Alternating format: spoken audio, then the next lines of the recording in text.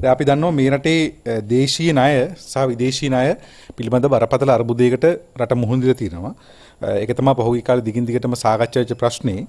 අපි සමස්තයක් විතර ගත්තොත් එimhe සමස්ත ණය තියෙනවා ලංකාවේ ඩොලර් බිලියන 83.6ක්. මේ 83.6න් ආණ්ඩුව ලබාගත් ණය තියෙනවා ඩොලර් බිලියන 76.8ක්. ඒ වගේම රාජ්‍ය ව්‍යවසායන් ලබාගත් ණය තියෙනවා ඩොලර් බිලියන 3.7ක්.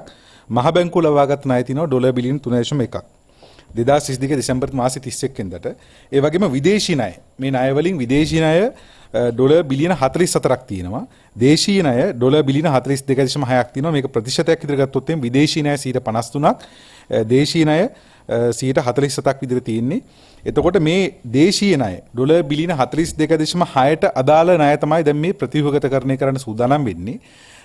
මේකට බලපාන කාරණේ තමයි ලංකාව ලබාගත් විදේශී ණය වර්ග කීපයක් තියෙනවා. එකක් බහුපාර්ශ්වීය ණය, ඒ කියන්නේ විවිධ IMF වැනි වෙනත් ලෝක බැංකුව වෙන සංවිධාන වලින් ලබාගත් ණය. ඒ වගේම ද්විපාර්ශ්වීය ණය, ඒ කියන්නේ චීනය, ඉන්දියාව වැනි රටවල් හරහා ලබාගත් ණය. ඒ වගේම ISB නැත්නම් ජාත්‍යන්තර ස්වෛරී බැඳුම් කර ජාත්‍යන්තර විවෘත වෙළඳපොළින් ලබාගත් ණය මේ ආදී විදිහට ණයවල වෙනස්කම් තියෙනවා. දැන් මේ ජාත්‍යන්තර ස්වෛරී බැඳුම් කර නැත්නම් ජාත්‍යන්තර වෙළඳපොළින් ලබාගත් ණය වලින් තමයි අපිට පීඩනය එල්ල වුණේ පසුගිය කාලය තුල.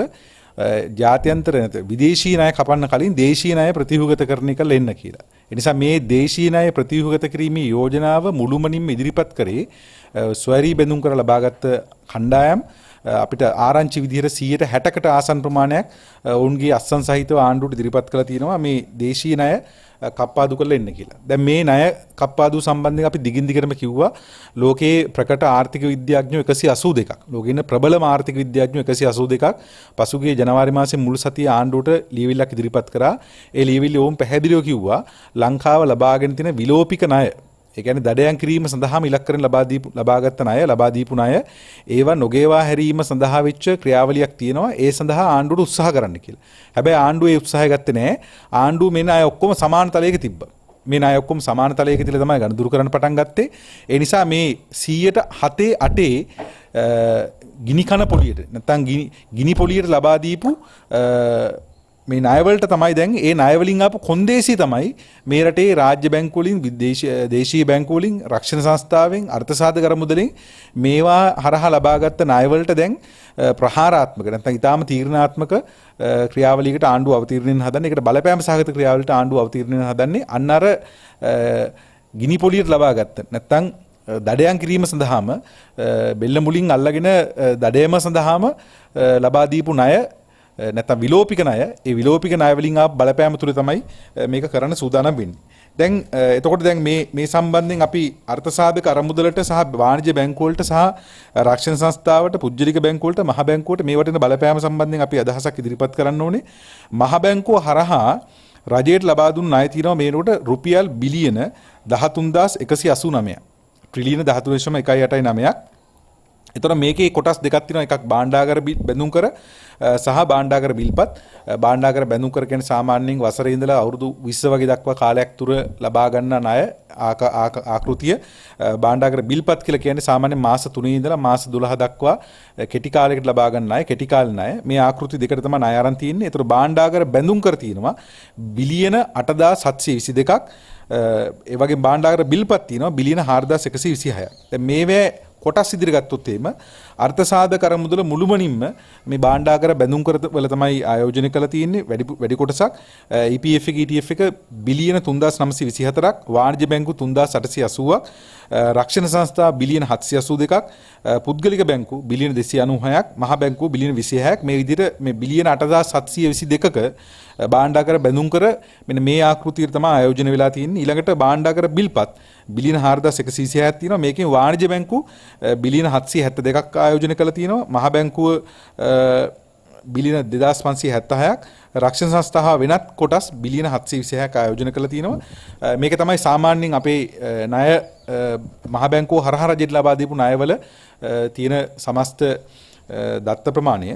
ඊළඟට බැංකුවල ප්‍රමාණය. ඒ කියන්නේ බැංකු භාණ්ඩාගාර බිල්පත්, භාණ්ඩාගාර බැඳුම් කර, ශ්‍රී ලංකා ස්වෛරී බැඳුම් කර, ශ්‍රී ලංකා සංවර්ධන බැඳුම් කර. මෙන්න මේ ආකෘති හතරට මේ ලංකාවේ තියෙන ප්‍රධාන බැංකු මෙන්න මේ විදිහට ආණ්ඩුවට ණය දීලා තියෙනවා. එකක් තමයි කමර්ෂල් බැංකු 36ක් ඔවුන්ගේ වත්කම් වලින්, සම්පත් බැංකු 24ක්, NDB එක 25%ක්, සෙලාන් බැංකුව 21%ක්, NTB එක 11%ක්, ආසියානු පෑන් ඒෂියා බැංකුව 23%ක්, HNB බැංකුව 29%ක්, DFCC 9%ක් විදිහට මේ ණය ලබා දෙනවා පුද්ගලිකාංශ බැංකුව වලින්. ඒ නිසා මෙන්න මේ බැංකු සියල්ලටම රාජ්‍ය බැංකු විතරක් නෙමෙයි, රාජ්‍ය බැංකු වලින් 50%කට වැඩි ප්‍රමාණයක්, මහජන බැංකුව ලංකා බැංකුව දෙකෙන්ම 50%ට වඩා වැඩි ප්‍රමාණයක් ණය දීලා තියෙන රජයට. ඒ නිසා ඒවැය පංගු වැඩි. නමුත් මේක පුද්ගලිකාංශ බැංකුවට බලපානවා. ඒ බැංකුවට 25% සිට 10% දක්වා අතර තුර බැංකුවේ වත්කම් වලින් මහ බැංකුවට නැත්තම් මේ මහ බැංකුව හරහා රජයට ණය ලබා දීමක් කරලා තියෙනවා. ඒ නිසා මෙන්න මේක තමයි මේ ණයවල බලපෑම් කලාපේ. නැත්තම් මේ ණයවලට තීරණයක් ගන්නදී සිද්ධ වෙන බලපෑම් කලාපය. ඒතකොට මේකේ බලපෑම මොකද්ද? දැන් රනිල් වික්‍රමසිංහ අපි දැක්කා කියනවා මේ ජාත්‍යන්තර ස්වෛරී බැඳුම් කර තමයි මේ පිළිවෙලක් නැතුව ගත්ත ණය. ඒවැය තමයි පොලි ප්‍රතිශතය වැඩි. ඒවැයෙන් තමයි මේ බලපෑම ආවේ. ඒගොල්ලෝ තමයි කිව්වේ ණය කප්පාදු කළේ කියලා දේශීය ණය. ඒ නිසා ඒ ගත්ත ණය වලින් තමයි මේ අර්බුදේ මතුවලා තියෙන්නේ කියලා. දැන් රනිල් වික්‍රමසිංහ එහෙම කියලා අත් දෙක පිහදා ගන්න හැදුවට ලංකාවේ ජාත්‍යන්තර ස්වෛරී බැඳුම් කර සවරින් බොන්ඩ්ස් කියනවා නැත්නම් ජාත්‍යන්තර ස්වෛරී බැඳුම් කර කියන කොටසට අයිතිව තියෙනවා ඩොලර් බිලියන 16ක්. අර මුළු ඩොලර් බිලියන 40 ගානක විදේශී ණය වලින් ඩොලර් බිලියන 16ක් හරියටම 3.1කට ආසන්න ප්‍රමාණයක් ණය තියෙන්නේ මේ ස්වෛරී බැඳුම් කර. මේ ඩොලර් බිලියන 16න් ඩොලර් බිලියන 12ක්ම අරන් තියෙන රනිල් වික්‍රමසිංහගේ පාලනයේ කාලේ. එතකොට මේ රනිල් දැන් මේ අර්බුදයට ආර්ථිකය ඇදලා දාපු කෙනා තමයි දැන් අද කියන්නේ ස්වෛරී බැඳුම් කර වලින් තමයි මේ ප්‍රශ්නේ මතුවලා තියෙන්නේ. ඒ නිසා මේක තමයි අපිට දැන් මේ අර්බුදේ විසඳ ගන්න බැරි තත්ත්වයට පත් කරලා තියෙන්නේ කියලා. ඒතකොට මේකේ වග උත්තර කරුවා එක්තරා ආකාරයක වග උත්තර කරුවා එක මේ කාරණයට අදාළ වග උත්තර කරුවා බවට පත් වෙන්නේ ප්‍රධාන වග උත්තර කරුවා බවට පත් වෙන්නේ රනිල් වික්‍රමසිංහ. ඉතින් ඔහු තමයි දැන් කියන්නේ මේ ස්වෛරී බැඳුම් කර වලින් ආපු බලපෑමට අපිට මෙහෙම කරන්න සිද්ධ වෙනවා කියලා. දැන් මොකද්ද වෙන්නේ යන්නේ ඇත්තට? ප්‍රායෝගිකව දැන් මේගොල්ලෝ සූදානම් වෙන්නේ මොකද්ද? දැන් එකපාරට එක තැන්වලින් නිවේදන ආවා. දැන් මහ බැංකුව කිව්වා ඊයේ ප්‍රකාශ කරා මහ බැංකුව අධිපතිවරයා දැන් ඉදිරි දින 5ක කාල පරිච්ඡේදයේ බැංකුව වලට නිවාඩු ලබා දෙනවා කියලා. මේ මෑත කාලේ බැංකුව වල මෙතරම් දීර්ඝ නිවාඩු ලබා දීලා නැහැ. පළවෙනි කාරණේ සාමාන්‍ය බැංකු නිවාඩු දෙනකොට බැංකර්ස් ඇසෝසියේෂන් කියලා එකක් තියෙනවා. බැංකු කරුවන්ගේ සංගමය. මේකෙන් තමයි නිවාඩු ප්‍රකාශයටපත් කරන්නේ. පළවෙනි වතාවට ඉතිහාසයේ බැංකු නිවාඩු ප්‍රකාශයටපත් කරා රාජ්‍ය කළමනාකරණ දෙපාර්තමේන්තුව විසින්.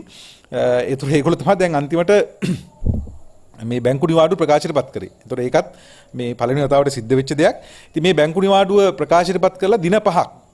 ඒ කියන්නේ සඳුදා කොහොමත් නිවාඩු, බ්‍රහස්පතින්දා, සිකුරාදා, සෙනසුරාදා, ඉරිදා, සඳුදා මේ දවස් 5ම බැංකුව එක දිගට වහලා තිනවා. මේක මේ පැත්තේ නිවේදනය කරද්දී ආණ්ඩුවට සම්බන්ධ අමාත්‍යවරුන්ට නිවේදනය කළා තියෙනවා. ඔවුන්ගේ රැස්වීම පැවැත්වෙනවා. ඊළඟට සෙනසුරාදා ඉරිදා පාර්ලිමේන්තුව කැඳවනවා. ඉරිදා පාර්ලිමේන්තුවේ මේ ණය කප්පාදුට අදාළ කරන යෝජනාව සම්මත කරන සූදානම් වෙන නිසා කිසිම කෙනෙක් රටෙන් පිට වෙන්න එපා, කොළඹෙන් පිට වෙන්න එපා, කොළඹ රැඳී ඉන්න කියලා. බදාදා ඔහු දැන් ප්‍රංශ පුවත් සේවයට කියලා දෙනවා. බදාදා ඔවුන් සූදානම් වෙලා කැබිනට් එකේ මේ සඳහා අනුමැතිය ලබා ගන්න. එතකොට දැන් අපි දැක්ක හර්ෂ සිල්වා කියනවා එයත් එක්කයි සජිත් ප්‍රේමදාස එක්කයි මේක කතා කරා කියලා. මොකද්ද මේ කරන්න යන්නේ කියලා. ඒගොල්ලෝ නම් මේකට තදින් විරුද්ධයි කියලා අපි දැක්ක ඇඟ බේර ගන්න ප්‍රකාශයක් කරා.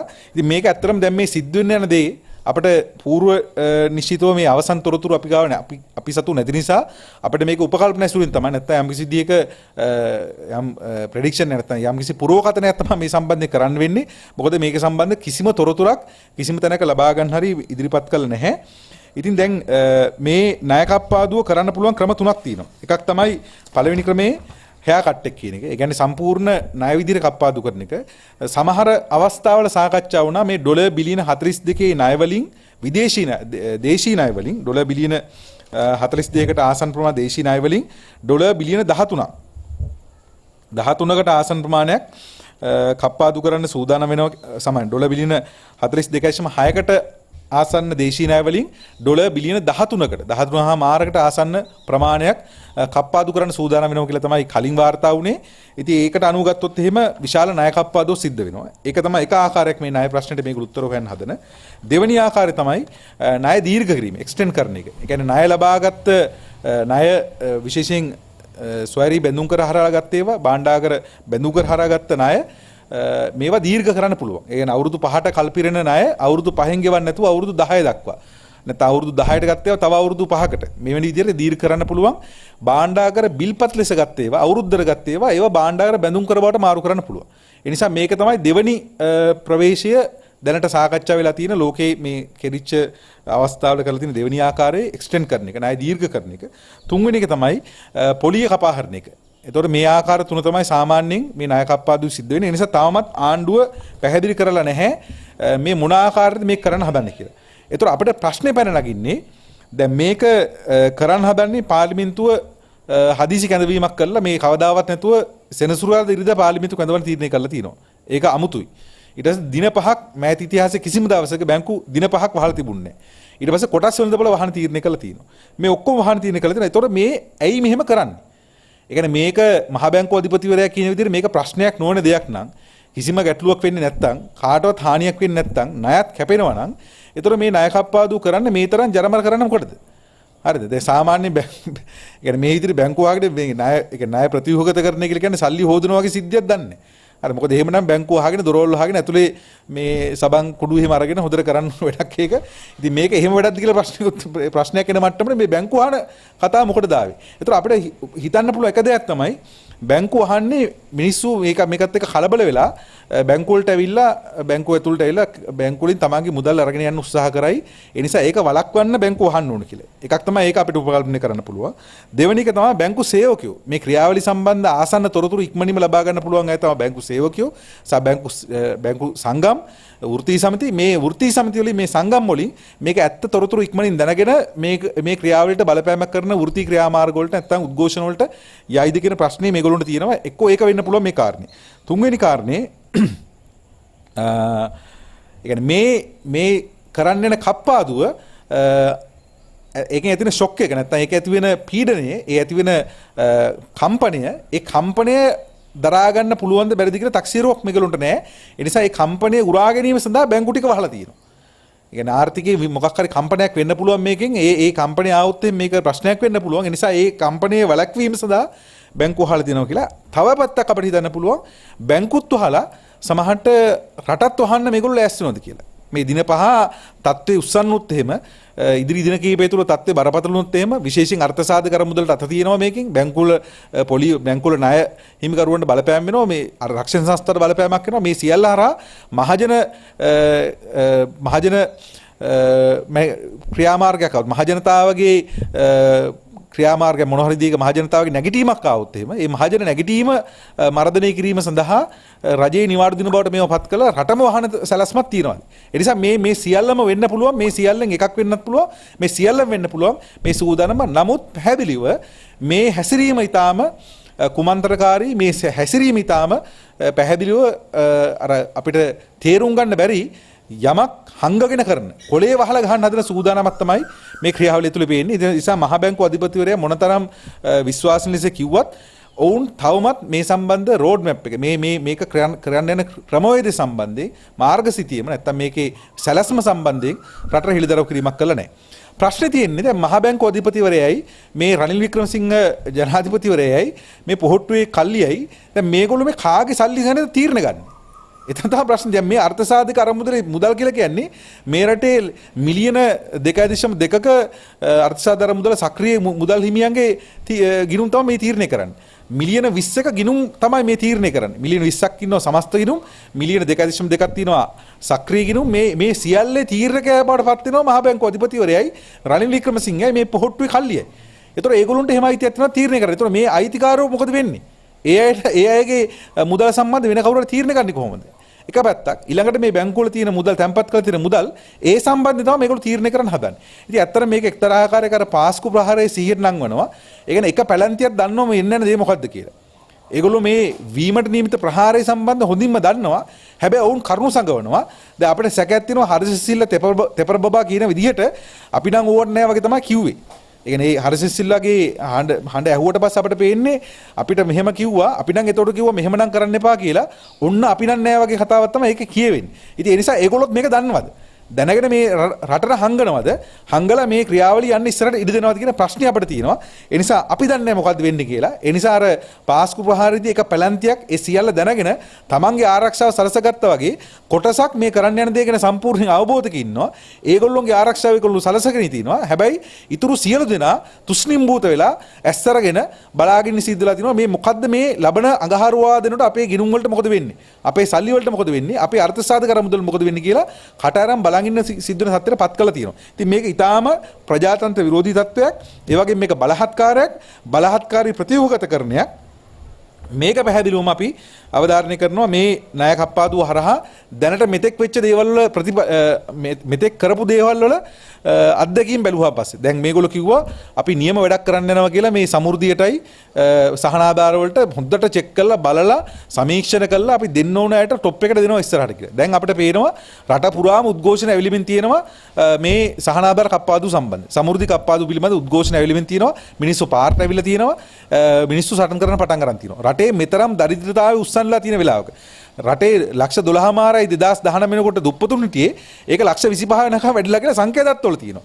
ලක්ෂ 70ක් රටේ ආහාර වේල දෙකයි ගන්න කියලා දැන් සංඛ්‍යා එළියට ඇවිල්ලා තියෙනවා. සංඛ්‍යා දත්ත මේ ඔක්කොම තියෙද්දි මේගොල්ලෝ සමෘද්ධියයි මේ දීපු සහන ආධාර පැහැදිලි කප්පාදුවට ලක් කරලා තියෙනවා. ඉතින් ඒකේ ප්‍රතිඵල තමයි දැන් අද පාරට ඇවිල්ලා තියෙන්නේ. ඒ නිසා සමෘද්ධි කප්පාදුව කරපු විදිහට බැලුවාම අපිට හිතෙනවා මේ කියන ණය කප්පාදුව පැහැදිලිවම මේ රටේ මේ ප්‍රධාන ගිණුම් වලට අර්ථසාධක අරමුදලට බැංකු වලට ඒ වගේම රක්ෂණ සංස්ථාවට මේ සියල්ලට බලපෑම් සහගත විය හැකි කියන සැකය අපිට පැහැදිලිව තියෙනවා. ඒ නිසා අපි රටේ ජනතාව ඉල්ලා හිටනවා මේ තත්ත්වය ඉස්සරහ අපිට මේ ආණ්ඩුව තමන්ගේ බූදලේ වගේ මහ බැංකු අධිපතිවරයා රනිල් වික්‍රමසිංහයි මේ පොහොට්ටු කල්ලියයි තමන්ගේ බූදලේ වගේ මේ එක මේ රටේ මහ ජනතාවගේ මුදල් ඒ ධනේ රටේ ධනේ කොල්ල කාලා රට ආර්ථික වශයෙන් බිඳවට්ටපු කල්ලිය ඒ කල්ලිය මේ මහජන මුදල් කප්පාදු කරන ඔබගේ මුදල් ගැන තීරණ ගන්න හදනවා. ඒ නිසා මේකට නිහඬව ඉන්න එපා. විශේෂයෙන් පෞද්ගලික සේවකින් අපි ඉල්ලා හිටනවා මේකට නිහඬව ඉන්න එපා. මේ ප්‍රශ්නය අහන්න අපි මහ බැංකුවට යමු. අපි යෝජනා කරන එක මහ බැංකු අධිපතිවරයාට මෙතන හොර රහසේ මේක මහ බැංකු අධිපතිවරයාට මේක හොර රහසේ කරන්න සමාවෙන්න මහ බැංකු අධිපතිවරයාට මේක හොර රහසේ කරන්න ඉඩ දෙන්න බෑ. ඔහුට මේක ඔහුට ඕන තාලට කරන්න ඉඩ දෙන්නත් බෑ. ඒ වගේම මේ රටේ පොදු ජනතාවට අයිතියක් තියෙනවා. තමන්ගේ ණය සම්බන්ධයෙන් තමන්ගේ මුදල් සම්බන්ධ වෙන්නේ මොකද්ද කියලා අඩුමතරම බැංකු වලට දැනුම් දීලා තියෙන්නේ මොකද්ද වෙන්නේ කියලා. අඩුමතරම බැංකු වල ඉන්න වැඩ කරන සේවකයෝ බැංකු සංගම් මේ කිසිවක් දන්නේ නැහැ මොකද්ද සිද්ධ වෙන්නේ නැහැ කියලා. ඒ නිසා මේක ඕගොල්ලන්ට එහෙම හොර රහසේ කරන්න අයිතියක් නැහැ.